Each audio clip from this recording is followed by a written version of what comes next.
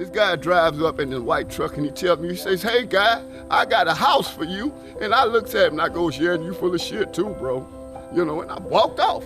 So 2 years later, here this guy comes and he's handing a bag of food out of his car. "Hey, you want some food?" "Of course I want some." "I still got a house for you," he tells me. In the outskirts of Austin, Texas, you'll find a whole community built up of tiny houses.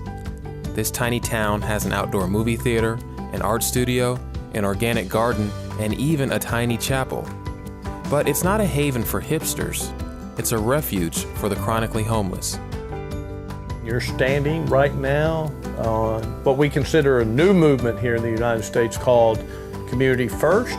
And you're on the Community First Village, a 27-acre master planned community designed to lift up off the streets of Austin, Texas, the most despised, outcast, the most lost and abandoned people that live in our city, the chronically homeless.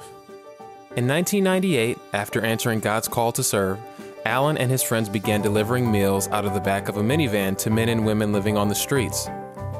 Years later, the ministry sparked a new vision, a community like no other. We believe very profoundly that the single greatest cause to homelessness is a profound, catastrophic loss of family. And if there's been some type of a nuclear bomb thrown into the middle of that family unit, I think it's up to the village or the community to step in. Alan's outreach takes him to the very front lines of the battle against homelessness. For some that he serves, the offering of a home is simply unimaginable. If God can take a wretch like me, imagine what he can do with the world. This is heaven, man. I'm home.